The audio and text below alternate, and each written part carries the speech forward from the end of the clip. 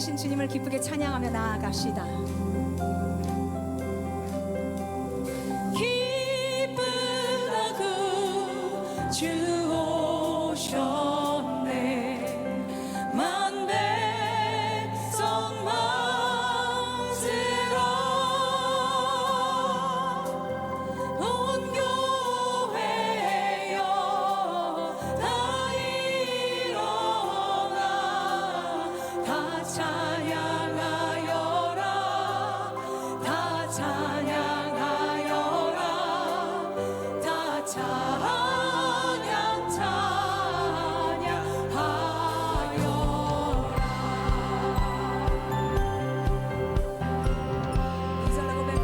구세주 탄생했으니 구세주 탄생했으니 다 찬양하여라.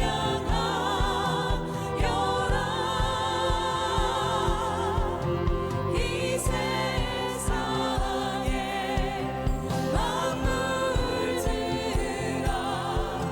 다 화답하여라. 다 화답하여라. 다 화답하여라.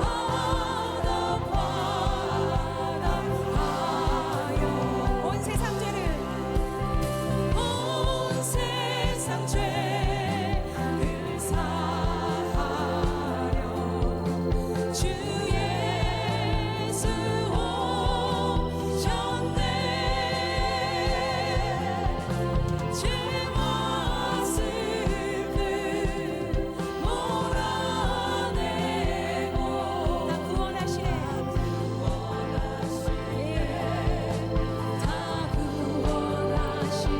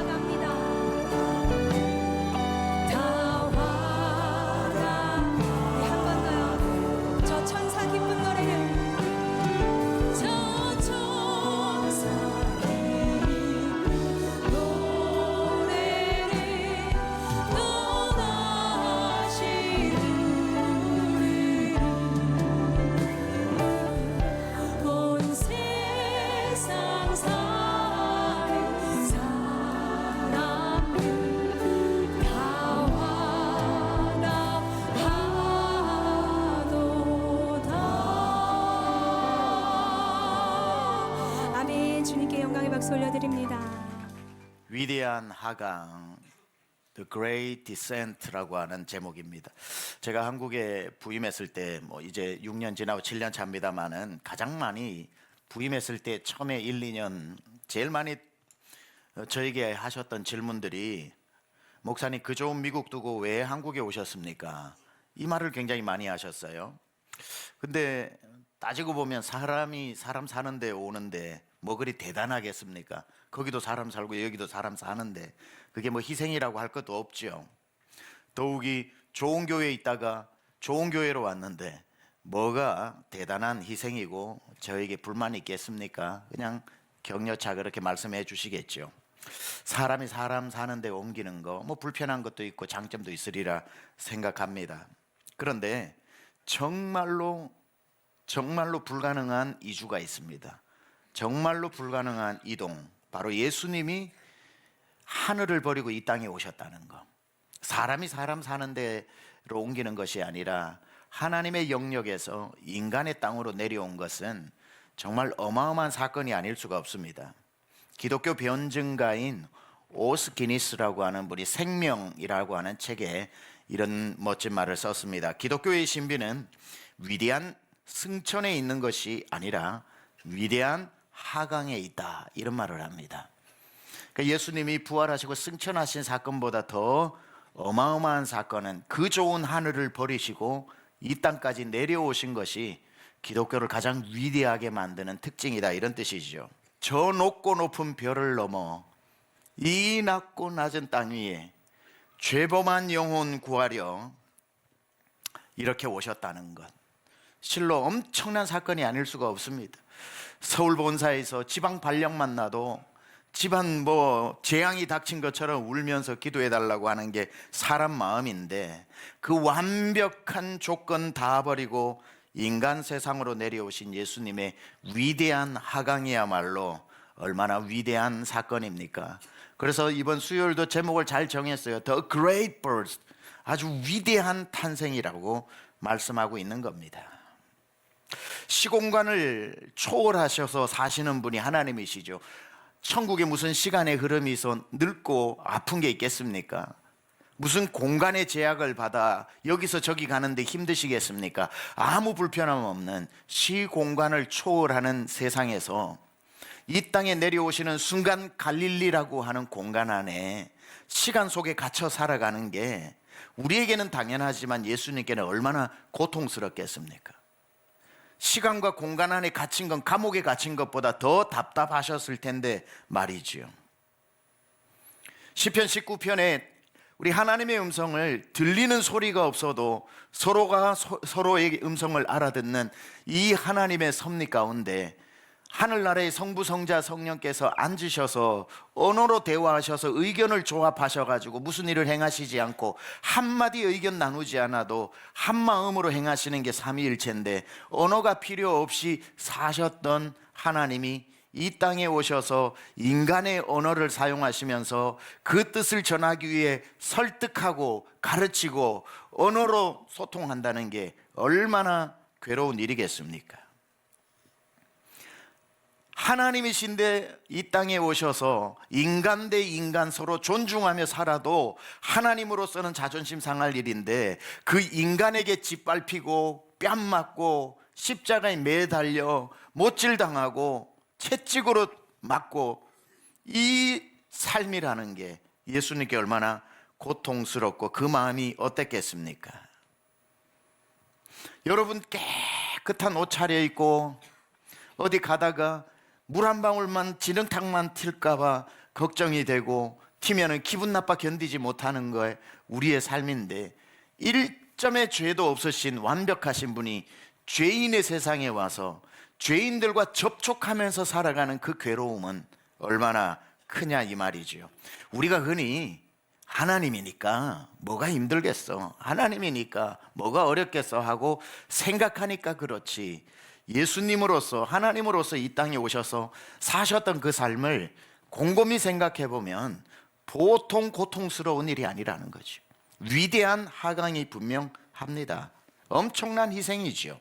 그런데 그 모든 것을 오고 난 뒤에야 깨달으신 게 아니라 다 아시면서도 의도적으로 하강하신 오신 그 이유는 뭘까요? 몰라서가 아니라 다 아시면서도 그걸 감수하고서라도 오신 이유는 딱 한 가지밖에 없죠.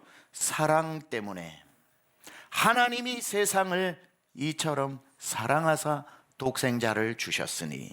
그래서 기독교를 사랑의 종교라고 이야기하고, 사랑 빼고는 아무 사건도 해석되지 않는, 왜 그러셨을까? 저분이 뭐가 모자라서, 뭐가 안타까워서, 뭐가 부족해서 저런 옷을 입고, 뭐가 부족해서 거기에서 여기까지, 아무것도 해석이 안 돼요. 근데 사랑을 집어넣으면 다 해석돼요.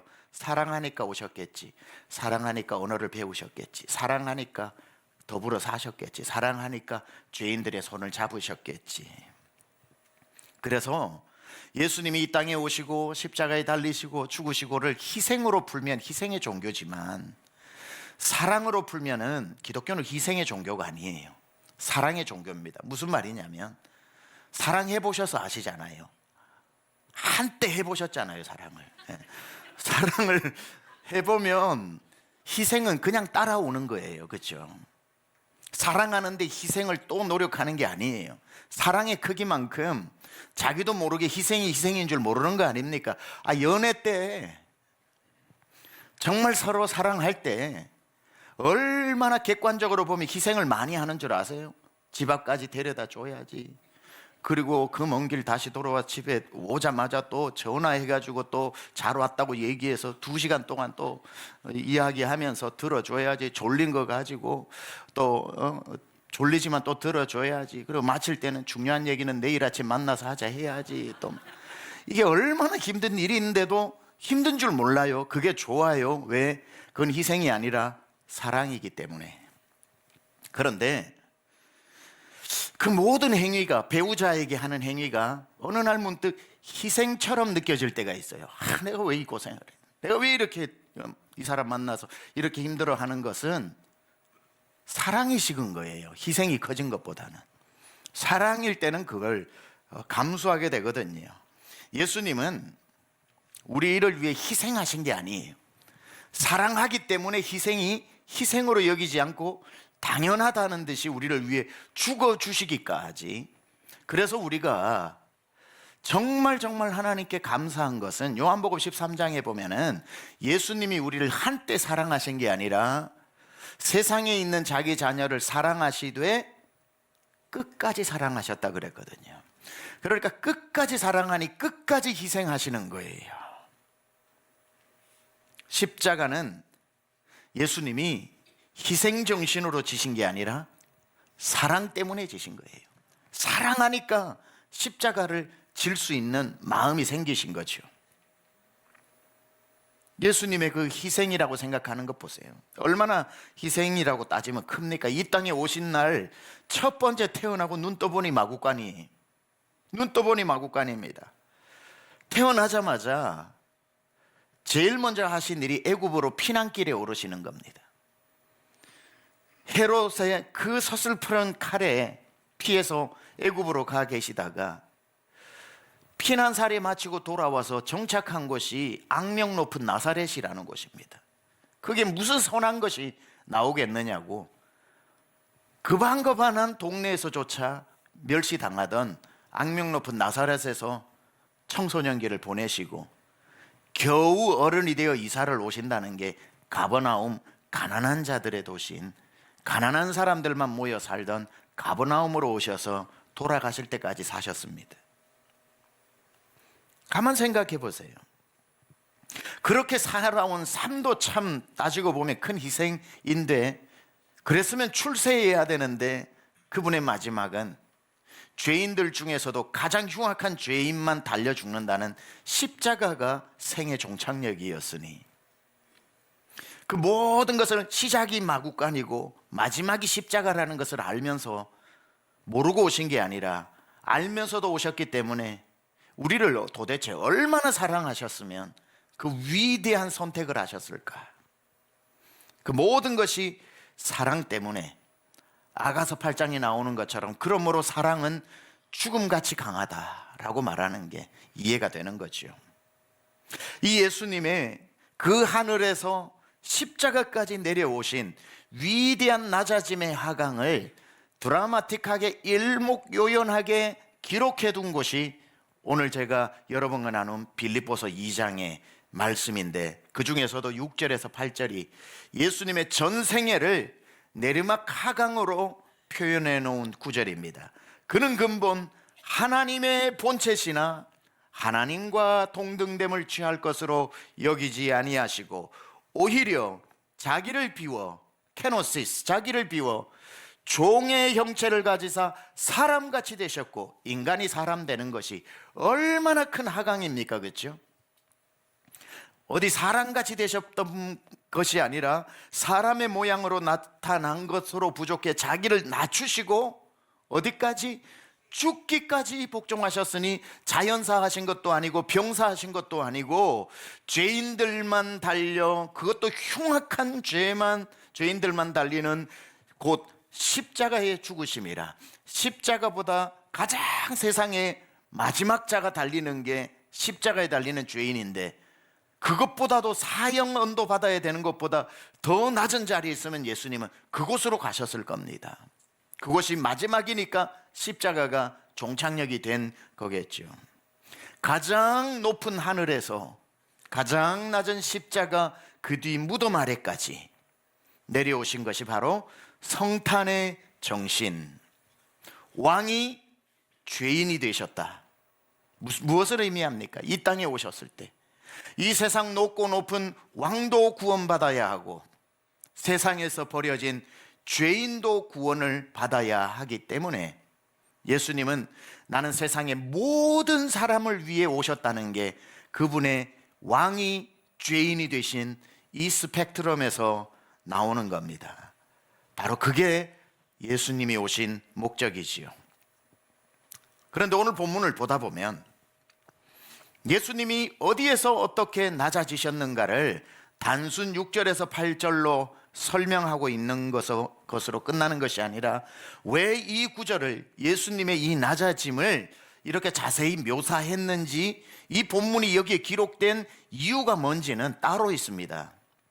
그게 아까는 6절에 읽었지만 5절에 왜 예수님을 6절에서 8절의 낮아짐으로 설명했는지 이유는 5절에 있는데 바로 이 이유 때문에 그래요. 5절이 뭐라고 말씀하냐면 너희 안에 이 마음을 품으라. 곧 그리스도 예수의 마음이니. 6절에서 8절 예수님이 낮아지셨다는 걸 왜 설명하셨냐 보니까 우리에게 그 마음으로 살라고, 우리도 그 마음으로 살아가라고, 우리도 그 예수의 마음을 품고 살아가라고 이 말씀이 기록된 겁니다. 곧 예수님의 그 모든 모습은 구속사적으로는 우리를 구원하시기 위함이고, 두 번째 오늘 본문의 의도에 의하면 그 모습대로 우리가 이 세상에 살아가라고 보여주신 것이죠. 자, 여러분의 궁금증 하나를 풀어드리겠습니다.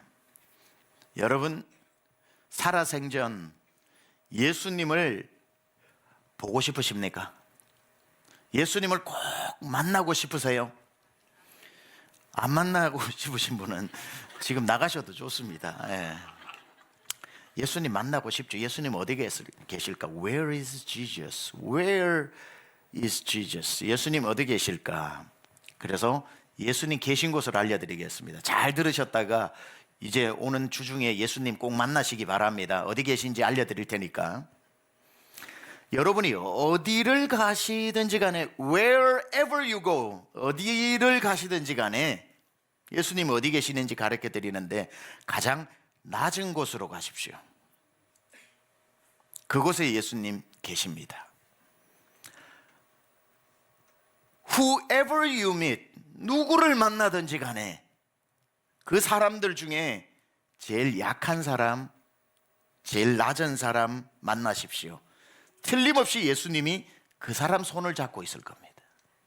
가장 낮은 곳에 가면 예수님이 그들과 있고, 가장 낮은 사람에게 가면 그 손을 잡고 계시기 때문에 예수님을 만나는 방법, 여기 말씀하고 있잖아요. 예수님은 높은 곳에 계시지 않고 낮아지고 더 낮은 곳에 있으면, 인간으로 왔으면은 낮아진 거지. 인간으로도 계층이 있네. 종이 더 낫네. 종의 형체를 가지사. 종이면 많이 낮아진 거지. 종보다 더 못한 사람이 있네. 죄인들이 감옥에 있네. 죄인이 돼서. 야, 죄인도 레벨이 있네. 죄인 중에도 사형수가 있네. 십자가로. 예수님은 점점 낮아지고 낮아진 곳으로 물이 위에서 아래로 흐르듯이 예수님은 그곳으로 가신다는 거지요. 그럼 우리도 너희 안에 이 마음을 품으라고 그리스도 예수의 마음이니 그 마음으로 가면 예수의 마음과 내 마음이 똑같아서 거기에서 아이고 예수님 여기 계실 줄 알았어요. 어쩜 이렇게 마음이 똑같아요. 그 마음 품고 가면 예수님 계시겠지 싶은 데 가보면 영락없이 예수님 계신다 이 말이에요. 절대로 우리가 예상하는 곳에 계시지 않고 더 낮은 곳에. 자, 이게 크리스마스의 이야기인데 동방박사가 예물을 가지고 그들이 별을 연구하는 물리학자들이잖아요. 옛날에는 별을 가지고 했으니까 점성가라고 했지만 큰 별이 나타나니까 별을 보고 따라오는 거지요. 따라오는 거. 저 별은 왕이 태어날 때만, 그것도 큰 왕이 태어날 때만 떠오르는 별이다. 동방박사 한 명이면 주관적 해석이겠지만 동방박사가 여러 명이었으니까 그게 틀림없이 마음이 모아지니 같이 갔겠죠. 그리고는 가다 보니까 이스라엘로 가고 가다 보니까 예루살렘 쪽으로 가니까 당연히 그들이 도착하자마자 왕이 태어나는 곳은 왕궁이라고 생각을 하고 왕궁으로 찾아갔죠. 예수님이 거기 계시는 줄 알고 그곳에 가서 당연히 왕이 있는데도 왕에게 물어요. 헤로데게 이스라엘의 왕이 어디 계시냐 그래요. 왕궁에서 예수를 찾았다 이 말이에요. 그 말을 듣고 다 놀래서 율법학자들과 막 제사장들이 아니 이 사람들이 여기까지 올 때는 왕이 태어났는데 어디서 나냐고 그렇게 보던 성경 다시 보고 다시 보면서 그들이 뭐라고 얘기하냐면 여기가 아니라 다윗의 후손으로 메시아가 오기 때문에 다윗의 고향인 여기서 4km 떨어진 아무도 옆에 주목하지 않는 작은 고을 베들레헴에 계시다는 것을 말해주고 있지요. 이게 성탄의 이야기입니다. 당연히 계시겠지라고 생각하는 궁궐에 계시지 않고 설마 저기에서라고 아무도 주목하지 않던 베들레헴으로 내려갈 때 그곳에 예수님이 계시는 이야기. 이 마태복음 2장 1절에서 3절 헤롯 왕 때에 예수께서 유대 베들레헴에서 나심에 동방으로부터 박사들이 예루살렘에 이르러 말하되 유대인의 왕으로 나시니가 어디 계시냐? 베들레헴으로 안 가고 예루살렘으로 가서 말이죠. 높은 시온산으로 가서 말이죠. 어디 계시냐? 우리가 동방에서 그의 별을 보고 그에게 경배하러 왔노라 하니 헤롯 왕과 온 예루살렘이 듣고 소동한지라. 당연히 왕이시니까 높은 자리에 있을 것 같지만 예수님은 낮은 자리에 계신다니까요. 모든 사람이 궁궐로 몰려가 예수님을 찾을 때 예수님은 가장 낮은 베들레헴에서 태어나시더라는 거죠. 오늘 이 서울에서 예수님을 만나고 싶으시다면 예수님은 누구나 한 번쯤 살고 싶어하는 높은 펜트하우스에 찾아가면 계시는 것이 아니라 물론 거기에도 그 영혼도 구원받아야 되니 계시겠지만 예수님을 가장 쉽게 만날 수 있는 곳은 아무도 살고 싶어 하지 않는 가장 소외된 산골 동네에 분명히 그 안방에 그들과 같이 계실 겁니다. 12차선 도로가 뻥 뚫려 있는 도산대로보다 차 한 대 오면 가던 차 공간에 주차해서 지나갈 때까지 기다려주고 고맙다고 빵 한번 하고 지나가야만 하는, 한 대도 겨우 지나가는 차 한 대씩 주차해 놓으면은 사이드미러 접고 가야 하는 좁은 골목에 깊은 그곳에 예수님이 계실 확률이 높다 이 말이죠. 동방박사가 예수님이 어디 계시냐 물었을 때 예루살렘 중앙에 궁궐도 아닌 저 변방의 베들레헴이라고 말씀하신 것을 우리는 결코 그냥 지나쳐야 되는 이야기가 아니라는 거죠. 저는 지난주에 요번 주간이죠. 예수님이 계신 곳을 다녀왔습니다. 저는 예수님을 만나고 왔습니다. 우리 교회에 실명으로 말씀드립니다. 정원석 집사님 휠체어 타고 다니시죠. 박순자 권사님 부부가 운영하시는 포도원 복지센터를 다녀왔습니다. 15주년 감사 예배가 있고 새로운 보금자리로 이전했다고 목사님 오셔서 예배 드려 달라고 해서 5년 전에도 제가 가서 예배를 드렸는데 새로운 보금자리의 15주년이라 해서 기쁘게 다녀왔습니다. 저 은평구에 있는 아주 오르막길, 도착하고도 내비게이션이 뺑뺑뺑 돌리는 오르막길과 좁은 길을 찾아 한참을 여긴가 저긴가 찾다가 겨우 찾아 도착을 하니 3층짜리 건물이 있었습니다. 먼저 사진 보여드리고 좀 설명을 하려고 합니다. 첫 번째 사진, 이게 새로 보금자리를 만든 3층짜리 포도원 복지센터입니다. 두 번째 사진, 우리 정원석 집사님께서 오신 분들에게 인사를 하고 있는 장면입니다. 그 다음 이게 아는 사람이 설교를 하고 있는 장면이고요. 그 앞에 있는 분들이 이제 시설에 계시는 분들입니다. 그 다음 이렇게 이제 케이크 커팅식을 우리 박순자 권사님 그리고 그 시설에 있는 자매님 그렇게 돕는 분 같이 있습니다. 그 다음 앞에서 이제 1년 동안 연습한 음악을 연주하고 있는 중증 여성 자폐 장애인들입니다. 그 다음 이렇게 단체 사진 찍고 왔습니다. 예, 조금 더 설명을 드리겠습니다. 이곳에 자리 잡은 포도원 복지센터, 물론 저희 교회에 다른 분들도 이런 사역을 하시는 분 많습니다만은 설명을 드립니다. 포도원 복지센터가 중증으로 특히 자폐 여성인들을 위해 함께 모여 사는 돌봄 치유센터 24시간 합숙합니다.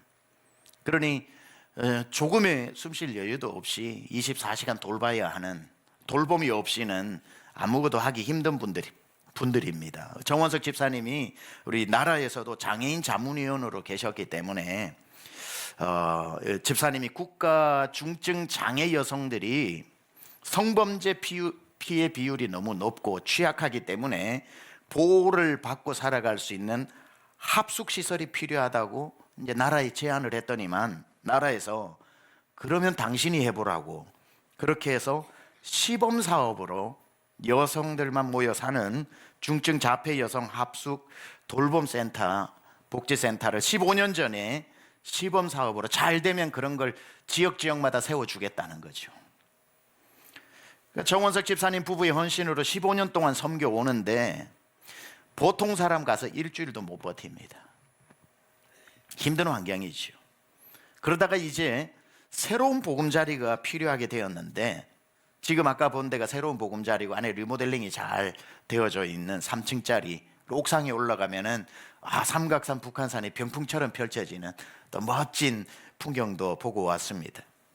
새로운 보금자리가 필요해서 아무리 새로운 곳에 문을 두드려보고 새로운 곳에 건물이 나오면은 그곳에 들어가려고 해도 장애시설이 들어오는 것을 반겨주는 이웃들이 아무데도 없다 이 말이죠.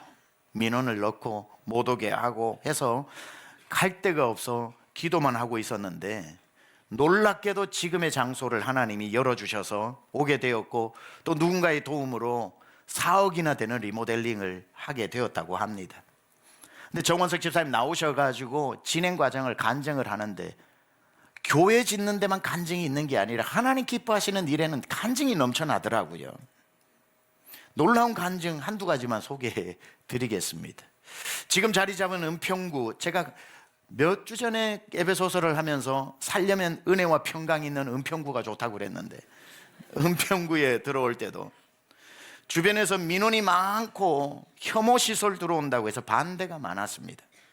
근데 그 중에 이게 주택가 안에 있거든요. 옆에도 주택 다 주택인데 바로 맞은편 집 그러니까 아주 좁은 도로의 맞은편 그 아주머니가 동네 이제 민원을 다 수집해 가지고 구청에다가 민원을 넣는 강력히 반대하는 분이셨어요.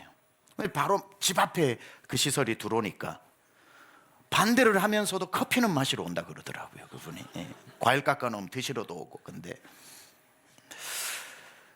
반대를 많이 하는 분인데 민원을 취합해서 접수하러 갔다가 그냥 돌아왔다는 거예요. 그러고는 집사님을 찾아오면서 민원 넣으러 갔다가 안 넣고 왔어요.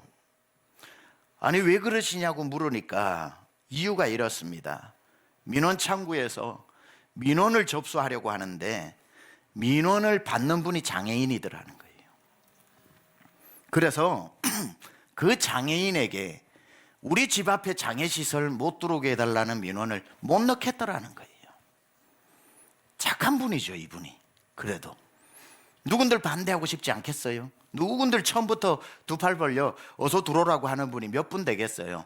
당연히 땅값 떨어질까 봐, 아니면 주변 시설 뭐 이런저런 일 충분히 생각할 수 있는데 갔는데 장애인이 앉아서 장애인 민원을 넣는 걸 그 경험은 못 시켜주겠더라 합니다.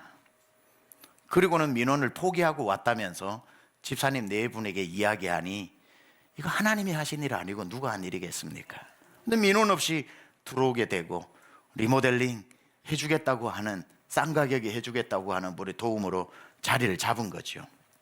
근데 거기에 들어오기까지 해도 참 감동적인 이야기가 있는데, 복지센터를 구입을 하려고 이제 3층짜리 아까 그 건물을 들어왔는데 그 전에 한 10년 이상 개발 회사가 저 건물을 사놓고 개발을 못하고 있었던 거예요. 12억에 샀는데 개발을 해야 되는데 왜 못했냐면 개발 제한구역에 묶여 있어서 시간은 가는데 개발 제한구역 때문에 개발을 못하고 있으니 나가는 돈만 빚내서 샀으면 있을 거 아닙니까?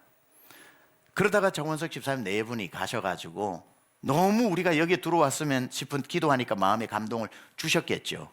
그래서 그 개발업자에게 이야기합니다. 9억에 달라고. 12억에 샀는데 9억에 달라고 하는 게 말이 됩니까? 이런 지하에 거절을 당합니다. 무슨 말도 안 되는 소리 하냐고. 우리가 12억에 사고 이자 낸 것만 합치면 지금 12억이 아니라 훨씬 더 되는데 9억이 말이 되냐고. 이런 지하에 거절을 당했는데 한 달 반인가 두 달 만에 연락이 왔는데 9억에 가져가랍니다.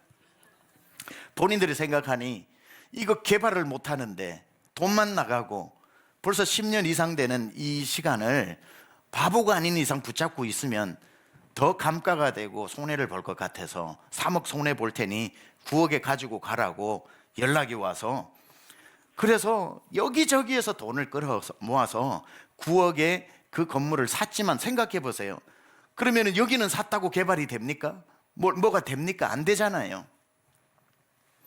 근데 9억에 딱 사서 서류 딱 사인을 마치고 일주일 후에 개발 제한 구역이 풀린 겁니다.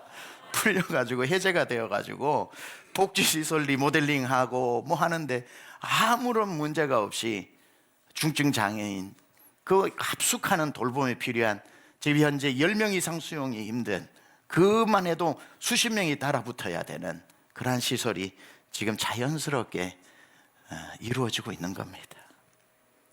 한번 두 가지밖에 없겠습니까? 이야기가 얼마나 감동적인 얘기가 많겠습니까? 근데 이 두 가지만 말씀드렸지만 어떻게 이 일을 진행하는데 사사건건 이런 기적 같은, 기적이 아니고는 해석이 안 되는 기적 같은 일이 일어났을까요? 어떻게 이 일을 하는데 이런 일이, 기적이 일어났을까요? 정답은 딱 한 가지밖에 없습니다. 예수님이 그곳에 계셨기 때문에.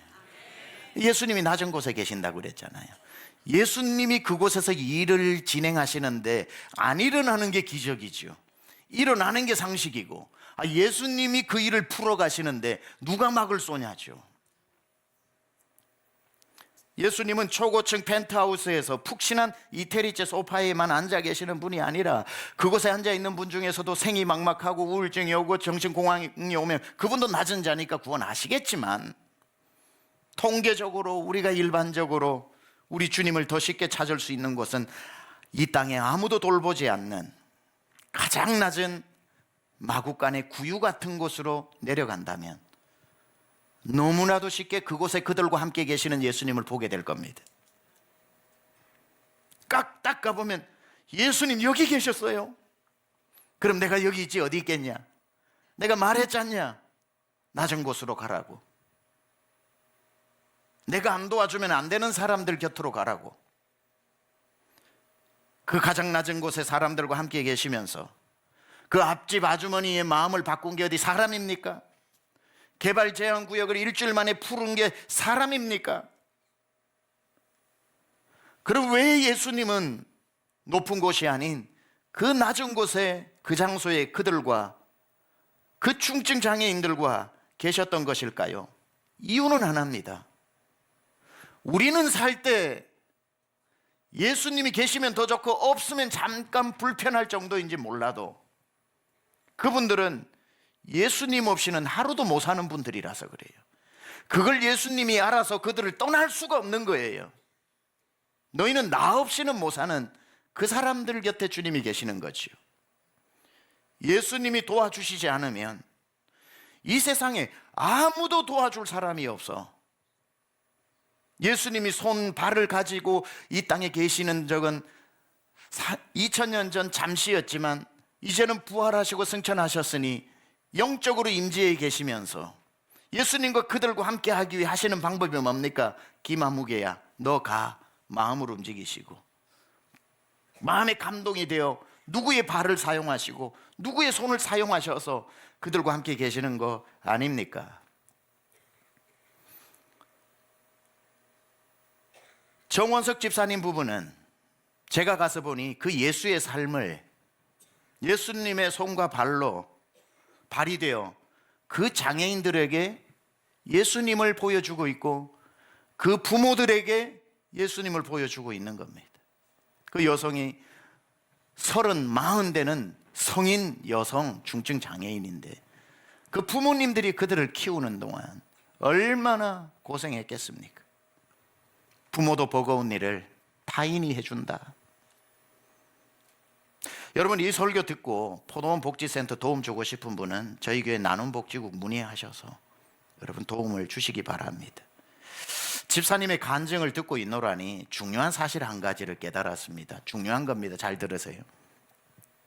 우리 교회에서 적어도 지금 이 순간 이 시간에 우리 교회에서 예수님과 가장 가까운 분은 최병락 목사가 아니라 정원석 박순자 권사님이더라는 거예요. 예수님과 가장 가까운 자리에 있는 분이 가장 가까운 분인 겁니다. 그래서 잘 들으세요. 기도 제목이 있으면 저에게 부탁하지 말고 그분에게 부탁하면 바로 응답됩니다. 왜냐하면 예수님과 가장 가까이 있으시니까 좀 한마디 해줘. 예수님한테 이거 좀 말씀해줘. 그런 거 아니겠습니까? 예수님과 가장 가까이 붙어 있는 분이 예수님이 가장 계시는 곳에 밀착해 있는 분이 가장 기도도 잘 들어주시는 거 아니겠습니까? 여러분, 예수님을 간절히 보고 싶다면 한 가지 방법만 있는 게 아니에요. 하나님, 나 빨리 이 고생 안 하고 빨리 죽어 천국 가. 주님 보게 해주세요. 그건 기도 안 해도 다 이루어집니다. 더 빨리 보고 싶은 분들은 죽을 때까지 기다리지 말고 낮은 곳으로 가세요. 예수님 그곳에 가면 만날 수 있습니다. 누구의 얼굴을 하고 있는지 궁금해서라도 가보세요. 예수님이 계실 만한 곳이 어딜까 찾는 게 기독교인들의 시선이 되어야 합니다. 그곳이 어디냐고요? 여러분을 기다리고 있는 곳이 있을 겁니다. 또 여러분이 가지 않고는 다른 사람이 갈 수 없는, 몰라서 못 가는 곳 있을 겁니다. 다른 사람은 지나치는데 여러분 눈에만 자꾸 시선이 머무는 곳이 있을 겁니다. 이 얘기 듣는 중에도 마음에 밟히는 곳이 있을 겁니다. 그곳입니다. 그곳에 가면 예수님이 먼저 가셔서 올 줄 알았다, 잘 왔다, 내 마음이 네 마음이구나, 네 안에 내 마음 좀 품고 살아라 했더니만 내 마음 가는 곳에 네 마음도 밟혔나 보구나.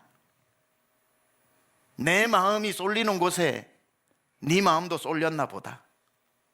너희 안에 이 마음을 품어라. 그리스도 예수의 마음이니. 낮아지고 낮아졌던 그 마음. 예수님이라면 저곳에 계시겠지 하고 가면 영락없이 그곳에 계신 예수님을 만나. 내 언젠가는 예수님 만나리라 주먹 쥐고 살아가는 게 아니라 주님 앞에 설 때 내 평생 매일매일 예수님 만나면서 살아왔다고. 오늘 예배 시간에 여러분 영적인 귀를 잠시 열어서 어디에서 여러분을 부르고 계시는지 들어보시기 바랍니다.